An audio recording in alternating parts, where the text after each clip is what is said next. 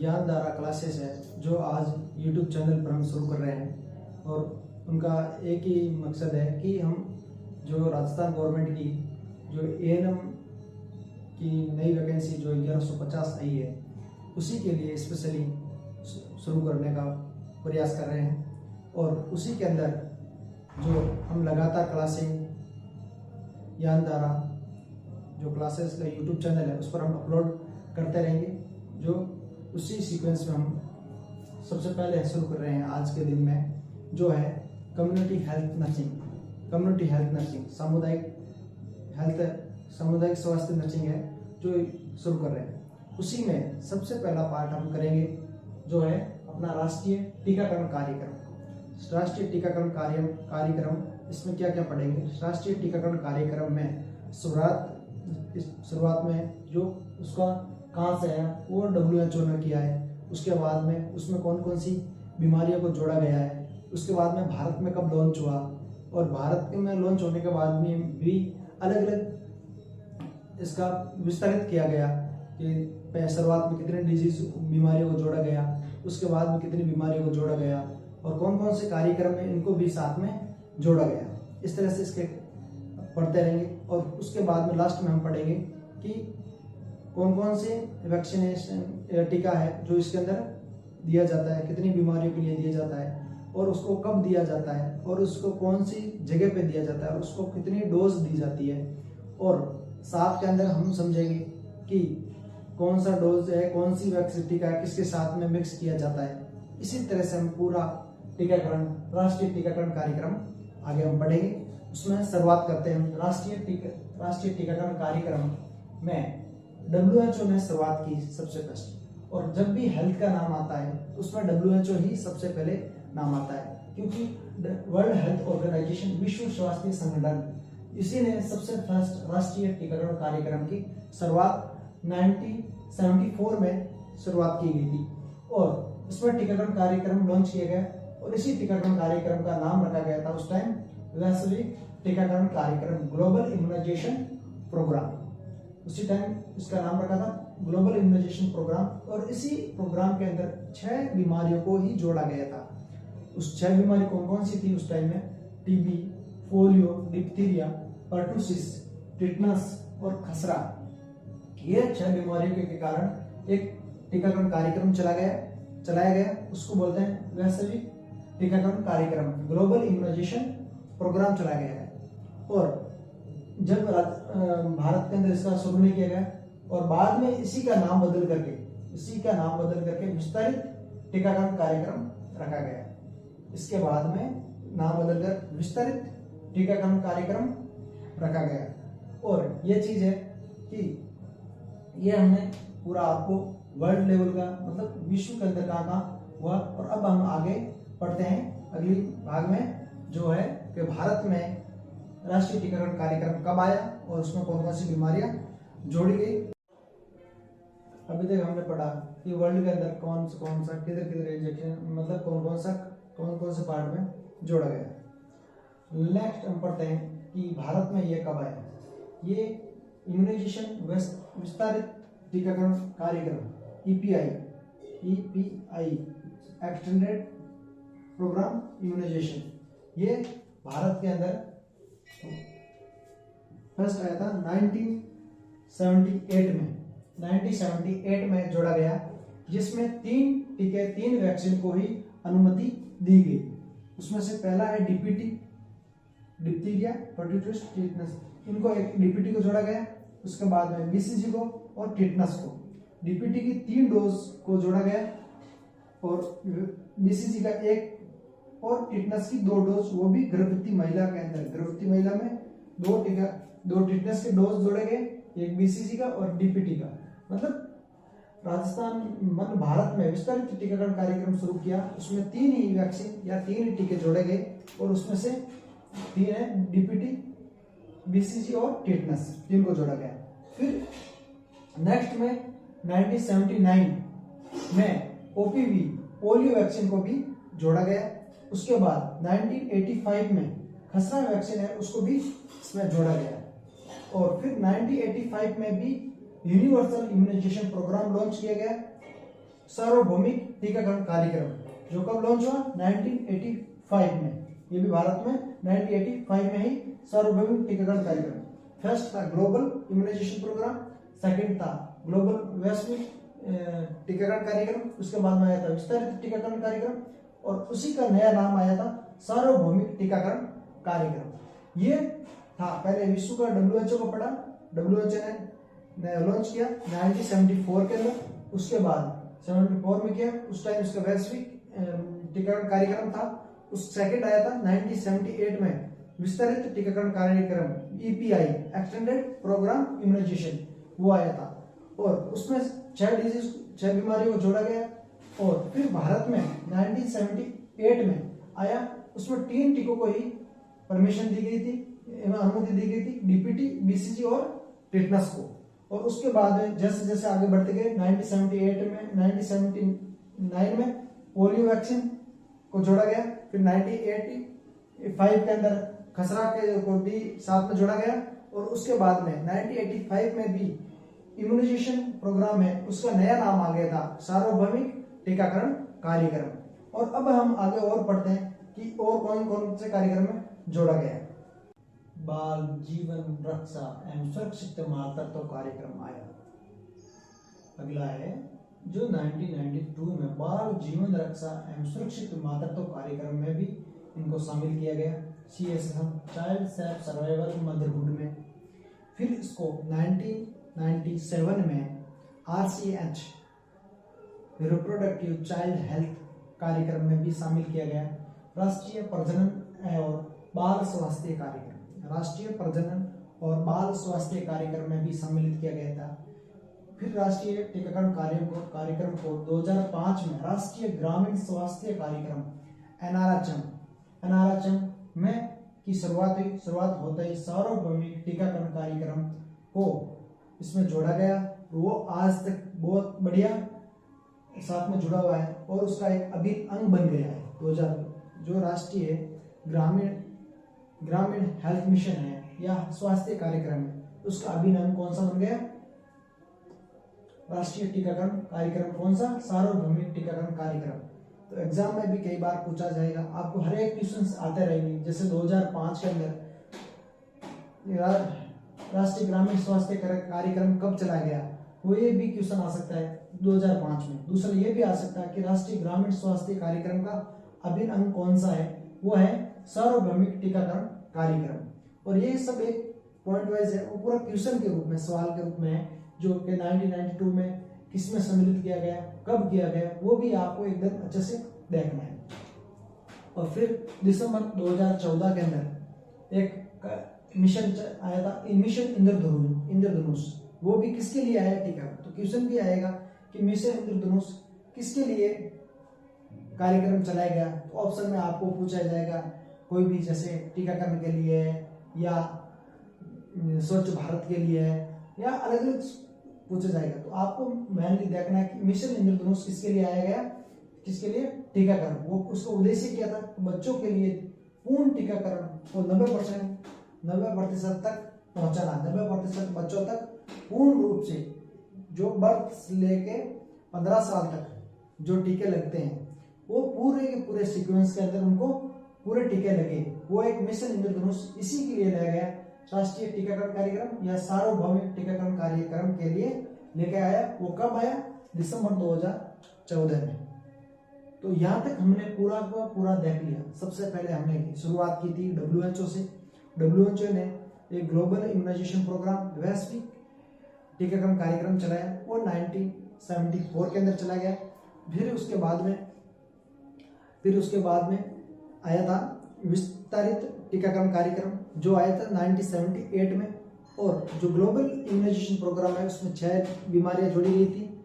और उसके बाद में भारत में 1978 के अंदर एक कार्यक्रम आया, और विस्तारित टीकाकरण कार्यक्रम EPI, उसमें 3 ही वैक्सीन को अनुमति दी गई। उसके बाद 1979 में पोलियो वैक्सीन को भी उसके साथ में जोड़ा गया। उसके बाद 1985 के अंदर खसरा की वैक्सीन है, उसको भी जोड़ा गया। और फिर 1985 के अंदर इसी टीकाकरण का कार्य नाम है, विस्तारित टीकाकरण कार्यक्रम का नाम बदल करके यूनिवर्सल इम्यूनाइजेशन प्रोग्राम या फिर सार्वभौमिक टीकाकरण कार्यक्रम की शुरुआत की गई। उसके बाद 1992 के अंदर जो इसको एक नए कार्यक्रम के साथ जोड़ा गया, CSSM, child safe survival motherhood, और उसके बाद उसका नाम था बाल जीवन रक्षा और सुरक्षित मातृत्व कार्यक्रम में जोड़ा गया। फिर वही 1997 के अंदर RCH, reproductive child health programme, और या फिर उसको बोल सकते हैं कि राष्ट्रीय प्रजनन और बाल स्वास्थ्य कार्यक्रम में भी जोड़ा गया। और उसके बाद में हमने 2005 के अंदर उसमें राष्ट्रीय ग्रामीण स्वास्थ्य कार्यक्रम NRHM में के अंदर जोड़ा गया। वो आज इसका एक अभिन्न अंग है, इसका राष्ट्रीय ग्रामीण हेल्थ मिशन का स्वास्थ्य कार्यक्रम है। और फिर उसका दिसंबर 2014 के अंदर आया, वो है मिशन इंद्रधनुष, और उसका मेन उद्देश्य था कि 90% बच्चों तक इस टीकाकरण को पहुंचाएं, और वो भी पूर्ण रूप से, जैसे बर्थ से लेकर के, जन्म से लेकर के जो 15 साल तक जो टीकाकरण कार्यक्रम चलता है, वो वहां तक उनको पहुंचाने का कार्य करना है। वो किसके थ्रू होगा? मिशन इंद्रधनुष के द्वारा होगा। और वो बताते हैं कि आज मिशन इंद्रधनुष चलाने के बाद में वो एक मील का पत्थर साबित हुआ है। मतलब इतना बढ़िया कार्यक्रम हुआ जिसमें 90% तक पहुंच टारगेट को उन्होंने हासिल भी किया है।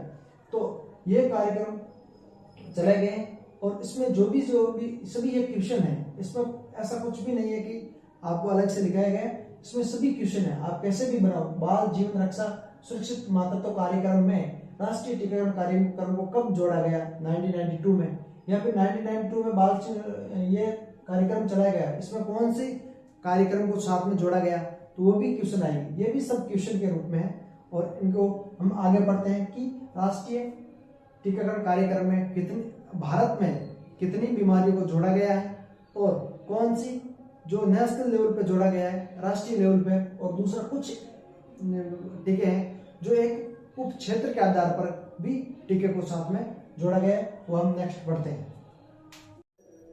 अभी हम पढ़ रहे थे वो पहले का, अभी इसमें आपको राष्ट्रीय टीकाकरण के में अपने इंडिया के अंदर, भारत के अंदर कौन कौन से डिजीज कंडीशन को सम्मिलित किया गया है। वो इस प्रकार है कि राष्ट्रीय स्तर पर 9 बीमारियों को जोड़ा गया जो निम्नलिखित है। फर्स्ट है डिप्थीरिया, पर्टुसिस, टेटनस, पोलियो, खसरा, रूबेला, हेपेटाइटिस बी, मेनिंजाइटिस और निमोनिया, और haemophilus influenza type B, HIV। ये 9 बीमारियों को इसमें राष्ट्रीय स्तर पर बीमारियों को जोड़ा गया, और उपराष्ट्रीय स्तर पर मतलब कोई विशेष क्षेत्र के अंदर के लिए भी इसका 3 वैक्सीन है, 3 बीमारियों को उनका भी टीकाकरण शुरू किया गया है। जो रोटा वायरस है, जो डायरिया के लिए रोटा वायरस है, और न्यूमोकोकल निमोनिया है, और जापानी एन्सेफेलाइटिस JE। तो ये JE इनको जोड़ा गया। न्यूमोकोकल PCV वैक्सीन आती है, वो इसके अंदर यूज की जाती है। डिजीज है ये PCV, न्यूमोकोकल कंजेक्टिव वैक्सीन, वो इसके अंदर PCV यूज की जाती है इसके अंदर, और जापान एन्सेफेलाइटिस के अंदर ये वैक्सीन यूज की जाती है। तो ये टोटल राष्ट्रीय स्तर पर 9। आपको एक क्वेश्चन भी आएगा कि राष्ट्रीय टीकाकरण कार्यक्रम या सार्वभौमिक टीकाकरण कार्यक्रम में भारत में या राष्ट्रीय स्तर पर कितनी बीमारियों को जोड़ा गया है? वो है 9 बीमारियों को जोड़ा गया है, और उपराष्ट्रीय स्तर पर है वो 3 बीमारियों को जोड़ा गया है। अब हम बढ़ते हैं आगे कि टीकाकरण कौन सी वैक्सीन कौन से डिजीज कंडीशन में दी जाती है, उसका प्रिवेंशन के लिए, बचाव के लिए, और कितनी डोज दी जाती है, कौन सी जगह पे दी जाती है, और उसका किस जगह पर दिया जाता है, और कितनी डोज है, वही सभी हम एक बार समझेंगे आगे। इसके टीकाकरण के बारे में समझते हैं। अभी तक हमने देख लिया कि 9 बीमारियां राष्ट्रीय स्तर पे की गई, और उपराष्ट्रीय स्तर पर हम 3 टीके लिए गए। लेकिन हम टीकों को हम 3 चरणों में पूर्ण करेंगे।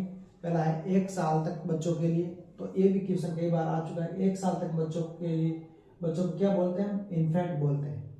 तो इन्फेंट का टीकाकरण पहले पढ़ेंगे, उसके बाद चिल्ड्रन का जो मतलब 15 साल तक के, और फिर गर्भवती महिला के अंदर क्या कौन सा टीका रहेगा। तो टीकाकरण हम 3 चरणों में पूर्ण करेंगे। उसमें से पहला है जो BCG।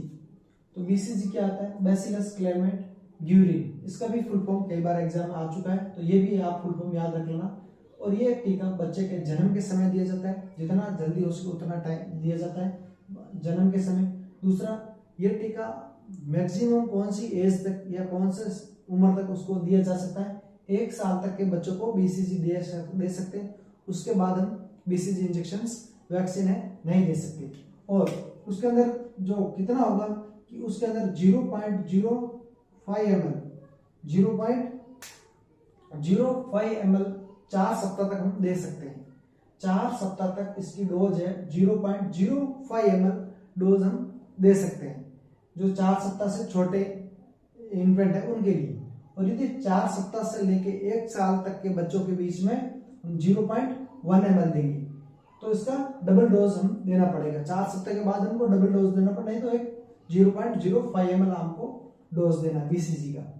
नेक्स्ट, इसको जो BCG वो पाउडर फॉर्म में आता है, तो उसको हम सोडियम क्लोराइड NS के अंदर उसको मिक्स किया जाता है। ये भी बहुत बार आता है कि क्वेश्चन कई बार आ चुका है कि BCG के जो वैक्सीन है उसको किस में मिक्स किया जाता है, सोडियम क्लोराइड में या स्टेरॉइड वाटर में, डिस्टिल वाटर में, या ऐसे ऐसे ऑप्शंस उसमें सवाल में जो अलग अलग ऑप्शन दिए जाते हैं। तो आपको ध्यान रखना ये सोडियम क्लोराइड के अंदर मिक्स किया जाता है। और अगला है रूट, कौन से रूट से BCG दिया जाता है, BCG ID इंट्राडर्मल दिया जाता है। वो हम आगे पढ़ेंगे कि कौन सा इंजेक्शन कितने डिग्री पे दिया जाता है, जैसे इंट्राडर्मल है या इंट्रावेस्कुलर है या इंट्रा सबकुटेनियस है, तो ये सभी हम अलग अलग पढ़ेंगे। वो आपको इंजेक्शन पढ़ाएंगे उस टाइम उसको पूरा विस्तार से पढ़ाएंगे। तो इंट्राडर्मल है वो ID दिया जाता है, कौन सा, BCG। और ये BCG किसके लिए दिया जाता है, कौन सी बीमारी के लिए बचाव के लिए दिया जाता है, TB के लिए, ट्यूबरकुलोसिस TB के बचाव के लिए हम BCG वैक्सीन देते हैं। और कौन सी जगह पर देते हैं, लेफ्ट अपर आर्म, बाई ऊपरी जांघ। ऊपरी जांघ है ये, तो उसके लेफ्ट, ये राइट है, ये लेफ्ट पे दिया जाता है, जिससे हमें हमेशा देखने को मिलता है कि लेफ्ट आर्म ही सबसे पहले देखते हैं कि इसको BCG का लगा कि नहीं लगा। तो ये BCG का है, BCG बैसिलस क्लेमेट ग्यूरिन, जन्म के टाइम 1 साल तक के बच्चों को दे सकते हैं, उसके बाद नहीं दे सकते। और 4 सप्ताह से पहले, ये क्वेश्चन कई बार आ चुका है, 4 सप्ताह से पहले देते हैं तो 0.05 ml देते हैं, और 4 सप्ताह के बाद से लेकर 1 साल तक देते हैं तो 0.1 ml देते हैं। सोडियम क्लोराइड में मिक्स करते हैं, इंट्राडर्मल देते हैं, ID देते हैं, और किसके बचाव के लिए, TB के बचाव के लिए देते हैं। और कौन सी जगह दी जाती है, बाएं ऊपरी बाह में, इधर इस लेफ्ट आर्म में दी जाती है। और इसका ये सभी BCG के बारे में हमने आपको पूरा डिटेल में बताते हैं। और BCG जहां देते हैं वहां पर एक मार्क होता है, उसको बोलते हैं पिप्युलोई, जो मार्क होता है, जो एक नॉर्मली होता है, उसमें कुछ इसका कोई साइड इफेक्ट नहीं हुआ, कि नॉर्मली होता है। और नेक्स्ट आता है, दूसरा हम पढ़ते हैं हेपेटाइटिस बी। हेपेटाइटिस बी है, वो भी जन्म के टाइम लगता है, और वो 24 घंटे के अंदर अंदर लगता है, उसके बाद में उसको हम नहीं लगा सकते। हाईएस्ट कितना, 24 घंटे के अंदर अंदर हमको लगाना है, जन्म से 24 घंटे के अंदर। तो क्वेश्चन कई बार आ चुका है कि हेपेटाइटिस बी का जो वैक्सीन है हम इन्फेंट में, बच्चों में कब तक लगा सकते हैं, तो बच्चों में विद इन 24 आवर्स में, 24 घंटे के अंदर लगा सकते हैं। वो कितना डोज होगा, 0.5 ml होगा। और उसका सॉल्यूशन बन के आता है, पाउडर फॉर्म में नहीं आता, तो उसको कोई मिक्स करने की कोई जरूरत नहीं है। और कैसे देते हैं, इंट्रामस्कुलर देते हैं, इंट्रामस्कुलर IM देते हैं।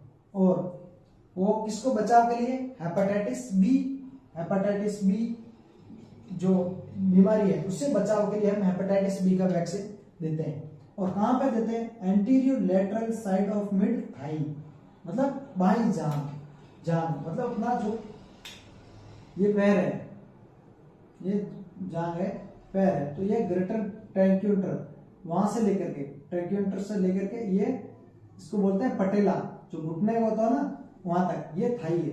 तो इसको 2 भागों में डिवाइड करते हैं, यह इनर, ये आउटर, मतलब ये बाहरी जांघ है, बाहरी जांघ के इस भाग में हम देते हैं, उसी को बोलते हैं, कई बार आता है वास्टस लैटरलिस साइड, इसी को बोलते हैं। इसी की मिड थाई के अंदर, outer anterior lateral side of mid thigh, thigh के बीच के अंदर और बाहरी साइड के अंदर हमको इसको बाहरी जांघ में इसको दिया जाता है, क्योंकि इंट्रामस्कुलर ये 90 डिग्री पे आता है। हेपेटाइटिस समझ में आया। जन्म के समय 24 घंटे के अंदर 0.5 ml देते हैं, किसी में मिक्स नहीं करते। इंट्रामस्कुलर IM देते हैं और हेपेटाइटिस बी के बचाव के लिए देते हैं। और anterior lateral side of mid thigh, मतलब बाईं जांघ है, जो बाईं जांघ है उसके बीच के अंदर और बाहरी साइड में हम उसका देते हैं। दूसरा हम तीसरा पढ़ते हैं OPV, ओरल यानी ओरल पोलियो वैक्सीन।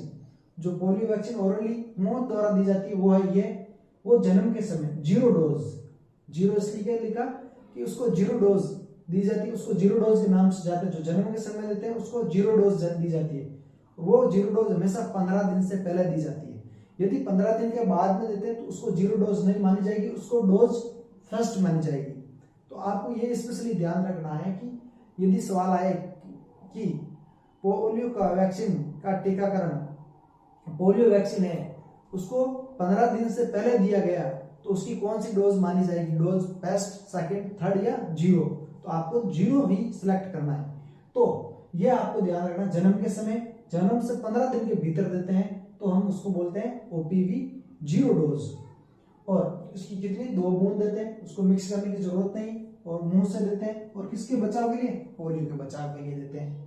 फिर आता है OPV oral polio vaccine first, second, third. फिर इसकी 3 डोज आती है, फर्स्ट, सेकंड, थर्ड। कब कब देते हैं? फर्स्ट डोज 6वें हफ्ते में, दूसरी डोज 10 के हफ्ते में, और तीसरी डोज है वो हम इसकी 14 हफ्ते में देते हैं। ये 1.5 महीना, 2.5 महीना और 3.5 महीना के अंदर हम ये डोज देते हैं। हर एक हफ्ते महीने से हमको इनको देनी होती है। 3 डोज देते हैं। 0 डोज तो पहला होगी, इसको अलग रखो।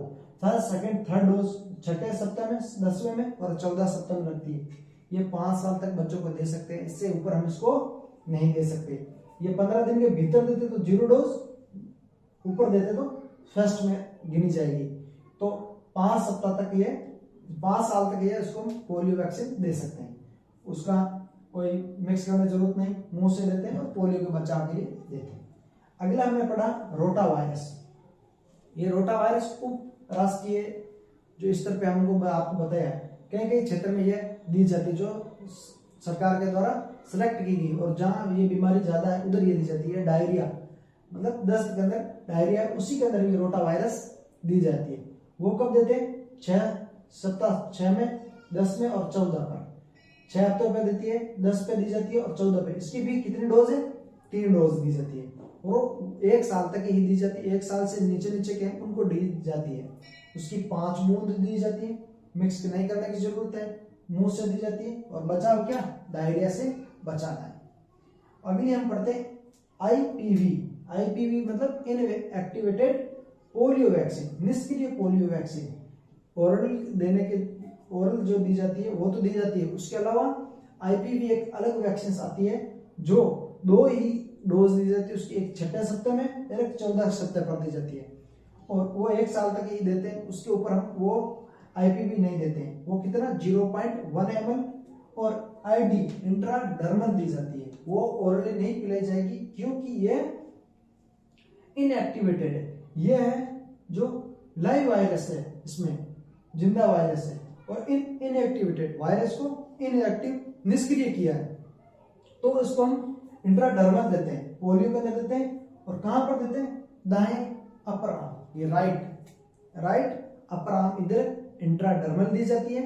और ये IPV इनएक्टिवेटेड पोलियो वायरस या निष्क्रिय पोलियो वैक्सीन है, जो हम इंट्राडर्मल 6 और 10 सप्ताह में देते हैं, नहीं 6 और 14 सप्ताह में देते हैं, और 1 साल तक हम देते हैं, और 0.1 ml देते हैं। एक एक चीज आप आराम से देखना, और पूरा इसके बाद आपको कोई क्वेश्चन नहीं जाएगा, लगभग सभी इसमें आ गया है। और अगली वैक्सीन हम पढ़ रहे हैं पेंटावेलेंट। पेंटावेलेंट की 3 डोज दी जाती है, फर्स्ट, सेकंड और थर्ड।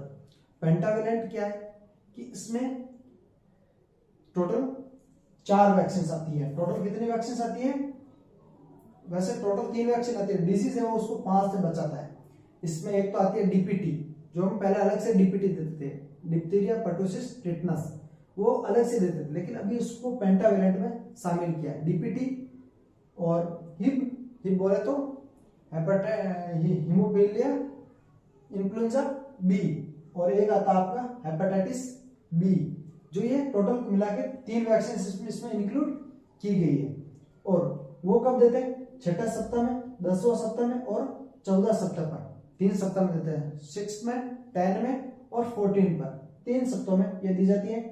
और 1 साल तक देते हैं, उसके बाद ये भी नहीं देते।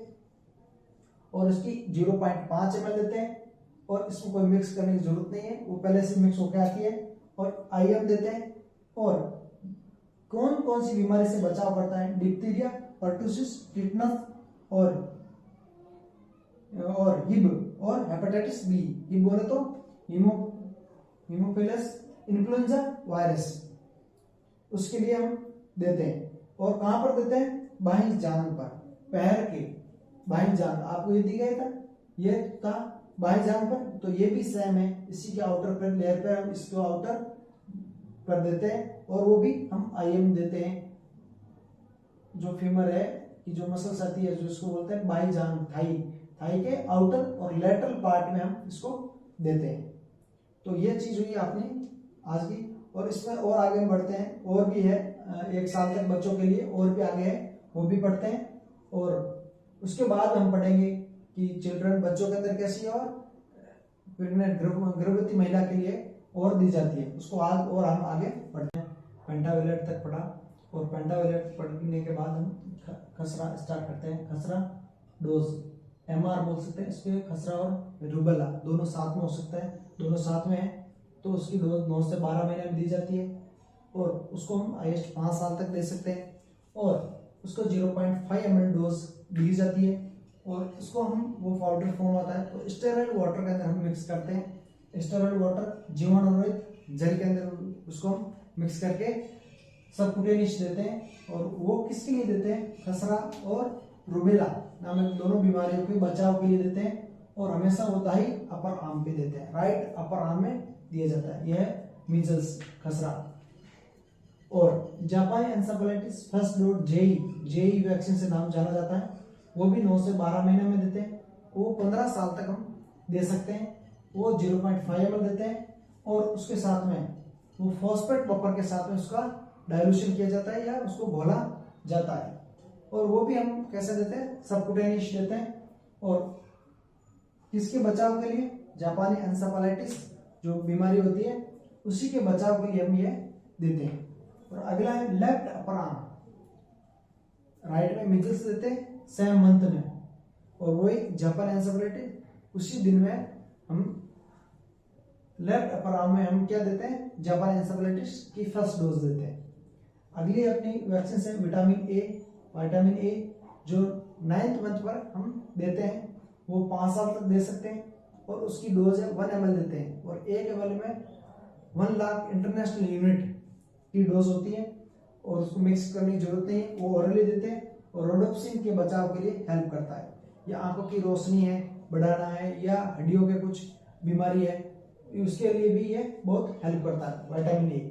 तो हमने आज ये पढ़ा, और ये तीनों ही 9th मंथ में ही दी जाती है। विटामिन ए है, नेक्स्ट डोज आप एवरी 6 मंथ से देना होता है। विटामिन ए की 9th मंथ में फर्स्ट दी 1 लाख इंटरनेशनल यूनिट, 6 मंथ बाद में और देना है, वो कितनी दी जाएगी? 2 ml, 2 लाख पर यूनिट। ऐसे करते करते 5 साल तक उसकी 9 डोज दी जाती है। 5 साल तक 9 डोज दी जाती है। और किसकी? और फर्स्ट 1 लाख, बाकी सभी जो है 8 जो डोज देगा वो एवरी 2 लाख इंटरनेशनल यूनिट या 2 ml दी जाएगी। तो ये अपना राष्ट्रीय टीकाकरण में फर्स्ट चरण पूरा हुआ, जो इन्फेंट के अंदर देते हैं, 1 साल तक बच्चों के लिए हम देते हैं। तो हमने आज जो शुरू किया WHO से, राष्ट्रीय टीकाकरण कहाँ से आया? WHO ने स्टार्ट किया, विश्व स्वास्थ्य संगठन ने शुरू किया 1974 में, 1974 में स्टार्ट किया। और उसमें फर्स्ट वैश्विक टीकाकरण कार्यक्रम चलाया, ग्लोबल इम्यूनाइजेशन प्रोग्राम चलाया। और उसमें 6 बीमारी को उसने सम्मिलित किया गया था। और उसके बाद इसका नाम चेंज फिर और चेंज हुआ, एक्सटेंडेड इम्यूनाइजेशन प्रोग्राम आया, ईपीआई आया, उसको बोलते हैं विस्तारित टीकाकरण कार्यक्रम। और भारत में 1978 में जो भारत में आया, और उसी के अंदर भारत में 3 ही वैक्सीन को उनको अनुमति दी गई थी, वो थी डीपीटीए, बीसीजीए और टीटीए। और टीटी का इंजेक्शन है वो गर्भवती महिला के लिए दिया गया था। और उसके बाद हम क्या हुआ कि 1979 मतलब 1979 के अंदर पोलियो को भी सम्मिलित किया। फिर 1985 के अंदर मीजल्स खसरा के टीकों को भी सम्मिलित किया। और 1985 के अंदर उसी विस्तारित टीकाकरण कार्यक्रम का नाम बदल करके सार्वभौमिक टीकाकरण कार्यक्रम रखा गया। और उसके बाद में 1992 के अंदर क्या हुआ, CSSM मतलब चाइल्ड सेफ सर्वाइवल मदरहुड जो कार्यक्रम चला, उसी के अंदर इसको भी सम्मिलित किया गया था। राष्ट्रीय बाल सुरक्षा और मादाता कार्यक्रम, उसी के अंदर ही इसी को भी सम्मिलित किया। फिर 1997 के अंदर क्या होता है कि 1997 के अंदर RCH रिप्रोडक्टिव चाइल्ड हेल्थ, राष्ट्रीय प्रजनन एंड बाल स्वास्थ्य के कार्यक्रम के अंदर भी इसको जगह दी गई थी। और उसके बाद 2005 के अंदर 2005 के अंदर क्या हुआ कि राष्ट्रीय ग्रामीण हेल्थ स्वास्थ्य मिशन या कार्यक्रम के अंदर NRHM के अंदर इसको सम्मिलित किया गया। और वो आज इसका एक अभिन्न अंग है, किसका, NRHM का अभिन्न अंग किसको माना गया, राष्ट्रीय टीकाकरण को, सार्वभौमिक टीकाकरण कार्यक्रम को। और अगला है उसके बाद में दिसंबर 2014 के अंदर मिशन इंद्रधनुष लाया गया। उसका लक्ष्य था कि 90% बच्चों के लिए पूर्ण टीकाकरण कार्यक्रम चलाया गया। और वो बहुत ही बढ़िया साबित हुआ था और बहुत बेनिफिट हुआ था उनसे बच्चों को, जिसको टीकाकरण जो जन्म से लेकर 15 साल तक लगातार उनको मिलते रहे। और आगे जाके हमने ये किया, फिर उसको राष्ट्रीय स्तर पर 9 बीमारियों को सम्मिलित किया गया था इसके अंदर। और उपराष्ट्रीय मतलब जो एक विशेष क्षेत्र के लिए किया गया तो वो 3 वैक्सीन का ये टीका का अनुमति दी गई थी। अब फिर हमने आगे पढ़ा कि फर्स्ट हमने BCG पढ़ा, फिर DPT पढ़ा, ऐसे करते करते हमने सभी वैक्सीन को पूरा आराम से पढ़ा है, कुछ अच्छे से समझाया है। और आज की क्लास हम इधर ही समाप्त करते हैं। और इसके लिए आपको नोट्स की ज़रूरत है तो आप जो डिस्क्रिप्शन में इनका लिंक दे रखा है टेलीग्राम का, उधर से आप वो लिंक मतलब नोट्स ले सकते हो। आज के लिए धन्यवाद।